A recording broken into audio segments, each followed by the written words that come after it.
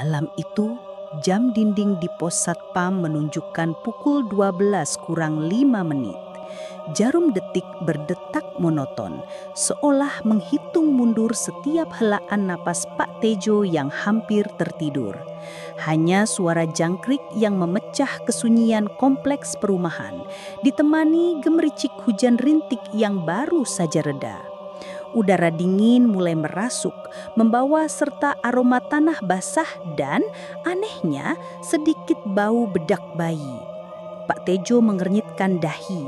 Bedak bayi di jam segini di tengah kompleks sepi seperti ini bukan pertama kalinya ia mencium bau aneh itu. Dalam beberapa minggu terakhir, aroma yang sama sering muncul dan menghilang tanpa jejak, selalu di waktu-waktu yang ganjil dan selalu diikuti oleh perasaan merinding yang tak bisa ia jelaskan. Ia mencoba mengabaikannya, mungkin hanya sugesti pikirnya. Tapi kemudian dari sudut mata ia menangkap bayangan putih melintas di antara pohon Kamboja di ujung jalan. Sekilas sangat cepat, seperti hembusan angin. Hanya saja hembusan angin itu entah mengapa tampak memiliki siluet perempuan. Pak Tejo buru-buru menegakkan duduknya, matanya menyapu kegelapan. Tidak ada apa-apa, hanya daun-daun yang bergoyang pelan. Ia menghela napas, mencoba menenangkan jantungnya yang berdebar. Mungkin ia benar-benar butuh kopi. Ia bangkit, melangkah menuju dispenser air, namun langkahnya terhenti. Sebuah suara, sangat pelan, seperti bisikan, namun jelas terdengar. "Pak Tejo, bedaknya kurang tebal." Suara itu parau, agak cempreng dan diucapkan dengan nada yang anehnya terdengar sedikit konyol. Pak Tejo menelan ludah, keringat dingin mulai membasahi dahinya. Ia menoleh perlahan ke arah pintu gerbang. Di sana berdiri sesosok perempuan. Wajahnya, astaga, putih pucat, hampir seperti topeng, tertutup lapisan bedak yang sangat tebal. Seperti roti donat yang baru saja dilumuri gula halus, tapi ini wajah manusia. Dan yang lebih mengerikan, lehernya hitam legam, kontras mencolok dengan wajahnya yang putih bersih. Rambutnya tergerai acak-acakan, sebagian menutupi matanya yang memancarkan kilatan aneh. Ia tersenyum. Senyum itu di wajah yang dibedaki tebal terlihat lebih seperti seringai. "Jangan lupa, Pak, bedak itu penting, kunci awet muda," bisiknya lagi.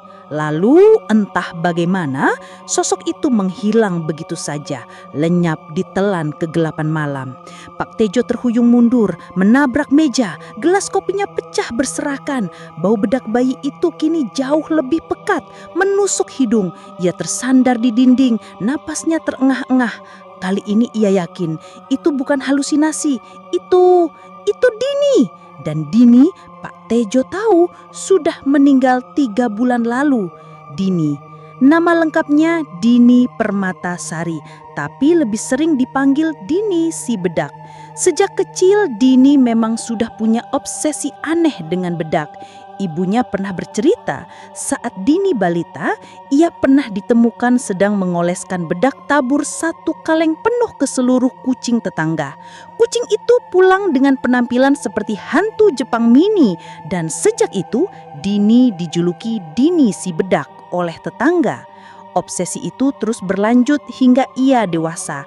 Bukan hanya bedak bayi, tapi segala jenis bedak. Bedak padat, bedak tabur, bedak dingin, bedak jerawat, bahkan bedak anti gatal pun pernah ia coba. Wajahnya selalu terlihat seperti habis tertimpa karung terigu. Ketebalan bedaknya tak kenal ampun, bahkan di hari paling terik sekalipun. Teman-temannya sering bercanda, "Din, kalau gempa bumi, muka lo bisa jadi bantalan." Tapi Dini hanya akan tertawa renyah. "Ini biar kinclong tahu."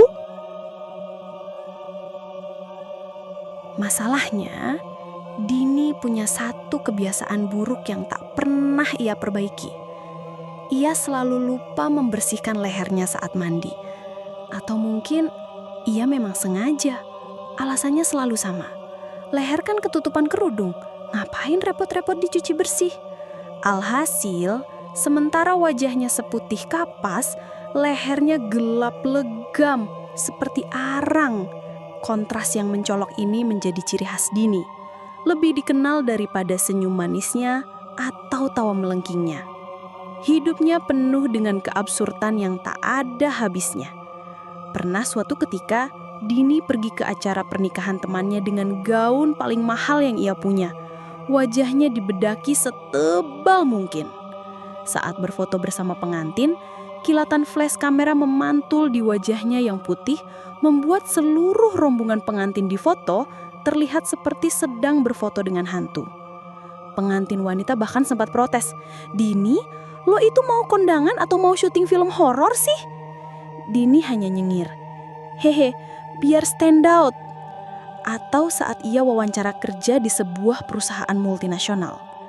Penampilannya yang terlalu putih membuat HRD-nya mengerenyitkan dahi. "Maaf Mbak Dini, apakah Anda memiliki alergi kulit yang membuat Anda harus memakai bedak setebal ini?" Tanya sang HRD dengan nada hati-hati. Dini dengan santai menjawab, "Oh tidak Pak, ini murni untuk kecantikan, biar awet muda dan glowing." Tentu saja, ia tidak diterima di sana. Bahkan di tempat ibadah sekalipun, Dini tak luput dari keabsurdannya. Ia pernah sholat tarawih, saking tebalnya bedak di wajahnya, saat ia sujud, sedikit bedak menempel di mukena orang di depannya, meninggalkan jejak bedak seperti jejak kaki Yeti. Ibu-ibu di belakangnya sampai berbisik, "Itu beneran manusia apa manekin sih?" Kematian Dini pun tidak kalah absurdnya. Dini meninggal di usia 35 tahun. Bukan karena sakit parah atau kecelakaan tragis, melainkan karena tersedak bedak. Ya, bedak. Ceritanya suatu malam, Dini sedang mencoba bedak tabur merek baru yang diklaim bisa membuat kulit seputih salju. Dengan semangat menggebu, ia membuka kaleng bedak itu dan entah bagaimana, saking bersemangatnya, ia menghirup terlalu banyak bedak saat ia hendak menaburkannya ke wajah. Batuk-batuk, sesak napas, dan akhirnya ia tersedak bedak hingga tak sadarkan diri. Tetangganya menemukan Dini tergeletak di lantai kamarnya, wajahnya tertutup bedak tebal, dan di sampingnya tergeletak kaleng bedak yang sudah kosong setengah. Dokter yang memeriksa sampai geleng-geleng kepala. "Ini kasus paling aneh yang pernah saya temui. Meninggal karena bedak," gumamnya. Pemakamannya pun tak luput dari kekonyolan. Ibunya ingin Dini terlihat cantik di liang lahat. Jadi ia memakaikan bedak setebal mungkin di wajah Dini. Sayangnya, karena tebalnya bedak, keranda Dini jadi terasa lebih berat dari biasanya. 4 orang penggotong sampai ngos-ngosan. Dan salah satu dari mereka bahkan sempat terpleset, membuat keranda Dini hampir terjatuh. Untungnya bisa ditahan. Tapi insiden itu membuat seluruh pelayat menahan tawa. Membayangkan Dini yang di dalam keranda mungkin sedang protes. "Aduh, gerah banget ini. Padahal udah pakai bedak dingin." Sejak kematiannya, arwah Dini tidak pernah beristirahat dengan tenang. Bukan karena dendam atau unfinished business yang serius, melainkan karena kebiasaan-kebiasaan absurdnya yang terbawa sampai ke alam baka. Hantu Dini tidak menakutkan, ia malah kocak. Ia tidak gentayangan dengan rintihan menyeramkan atau penampakan yang membuat bulu kuduk berdiri. Tidak, hantu Dini lebih suka mengganggu dengan cara-cara yang, sangat Dini. Misalnya, ia suka muncul di depan cermin tapi bukan untuk menampakkan diri secara utuh. Ia hanya akan memperlihatkan wajahnya yang putih pucat dengan bedak tebal, lalu menghilang sebelum orang sempat berteriak. Atau ia akan menggeser produk bedak di toko kosmetik, meletakkannya di rak paling depan dengan sengaja, seolah mempromosikan barang favoritnya. Pernah suatu kali di salon langganannya, Dini muncul di depan seorang ibu-ibu yang sedang facial. Bukan untuk menakut-nakuti, melainkan untuk membisikkan, "Bu, bedaknya jangan pelit-pelit dong, kurang itu." Ibu-ibu itu langsung melonjak dari kursi facialnya, mengira ia sedang berhalusinasi. Yang paling sering, Dini akan menampakkan diri di malam hari, di tempat-tempat sepi, seperti pos satpam atau taman. Ia tidak akan bersuara seram, ia hanya akan melintas, menunjukkan wajahnya yang putih dan lehernya yang hitam pekat, lalu menghilang sebelum orang sempat berteriak. Tapi sebelum menghilang, ia selalu menyisakan aroma bedak bayi yang khas. Aroma itu, bagi siapapun yang pernah mengenalnya, adalah tanda kehadiran Dini. Kembali ke Pak Tejo. Sejak insiden di pos satpam malam itu, Pak Tejo jadi sering dihantui Dini. Bukan dihantui dalam artian seram, tapi dihantui tingkah laku kocak Dini. Setiap malam Jumat Kliwon, Dini pasti akan muncul di pos satpam. Duduk di kursi kosong di samping Pak Tejo, lalu mulai mengomentari wajah Pak Tejo. "Pak, mukanya kok kusam banget sih? Mana bedaknya?" katanya dengan suara parau yang kini terdengar lebih jernih. Pak Tejo hanya bisa mendesah pasrah. "Dini, saya ini laki-laki, gak pakai bedak." "Ah, masa sih? Itu muka udah kayak wajan bekas gorengan. Mending pakai bedak bayi aja, Pak. Dijamin langsung kinclang." Dini akan mengulurkan tangan hantunya, pura-pura menaburkan bedak ke wajah Pak Tejo. Tangan itu menembus udara, tapi Pak Tejo bisa merasakan sensasi dingin dan tentu saja mencium bau bedak bayi yang menyengat. Suatu malam, Dini muncul dengan wajah lebih putih dari biasanya. "Pak Tejo, tahu nggak, di alam baka sana bedak susah banget dicari. Kalaupun ada, kualitasnya jelek banget. Makanya aku sering mampir ke sini biar bisa lihat bedak yang bagus-bagus." Pak Tejo hanya bisa geleng-geleng kepala. "Kamu ini, Din, udah meninggal juga masih mikirin bedak." "Loh, Pak, mati itu bukan berarti selesai berpenampilan kan? Justru di alam sana persaingan makin ketat. Semua hantu perempuan pada berlomba-lomba tampil glowing.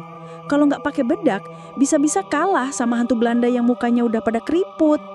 Dini mengeluh dengan nada serius, seolah-olah persaingan hantu wanita di alam baka adalah masalah paling krusial di dunia. Pak Tejo tertawa kecil. Ia tidak tahu harus merasa takut atau geli. Hantu Dini benar-benar berbeda dari cerita-cerita hantu yang sering ia dengar. Dini justru menghibur meskipun dengan cara yang aneh. Pernah suatu ketika, seorang pencuri masuk ke kompleks perumahan. Ia menyelinap di malam hari mencoba membobol salah satu rumah. Saat ia hendak memanjat pagar, tiba-tiba Dini muncul di hadapannya. Bukan dengan wajah menyeramkan, melainkan dengan wajah putihnya yang penuh bedak menatap si pencuri dengan tatapan datar. "Mas, kalau mau nyolong, bedakannya dulu dong. Muka udah kayak habis disetrika, kusam banget," kata Dini dengan nada mengejek. Si pencuri langsung terlonjak kaget. Ia tak menyangka akan bertemu hantu seabsurd ini. Ketakutan bercampur geli, ia langsung lari tunggang langgang meninggalkan peralatan mencurinya. Dini hanya terkekeh, lalu menghilang meninggalkan jejak bedak bayi yang menyengat. Pak Tejo yang mendengar keributan segera menghampiri dan menemukan peralatan mencuri yang ditinggalkan. Ia menghela napas, tersenyum kecil. "Terima kasih, Dini," bisiknya ke udara. Bahkan setelah meninggal pun, Dini tetap menjadi Dini.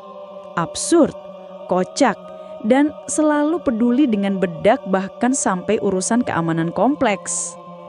Kisah Dini, si perempuan berwajah bedak dan berleher gelap, adalah sebuah ironi yang menggelikan. Ia adalah cerminan dari obsesi manusia terhadap penampilan, yang terkadang tanpa disadari mencapai titik absurditas. Dalam hidupnya, Dini mungkin tidak pernah menyadari bahwa yang paling menonjol dari dirinya bukanlah wajahnya yang putih bersih, melainkan kontras mencolok dengan lehernya yang terlupakan. Ini adalah gambaran tentang bagaimana kita sering berfokus pada hal-hal superficial, mengabaikan esensi yang lebih dalam, dan bahkan dalam kematian pun, kebiasaan-kebiasaan konyol itu tetap melekat menjadi penanda identitas yang tak bisa dilepaskan. Mungkin dari kisah Dini, kita bisa belajar untuk lebih melihat ke dalam, merawat diri secara utuh, dan menyadari bahwa kecantikan sejati tidak hanya terletak pada permukaan kulit yang dipoles tebal, melainkan pada keutuhan diri, termasuk bagian-bagian yang sering kita lupakan. Karena pada akhirnya, seperti Dini yang tersedak bedak, kadang-kadang hal yang paling kita obsesikan justru bisa menjadi akhir dari segalanya, meninggalkan kita sebagai roh-roh yang tetap kocak, tapi dengan sedikit pesan satir yang terbawa angin.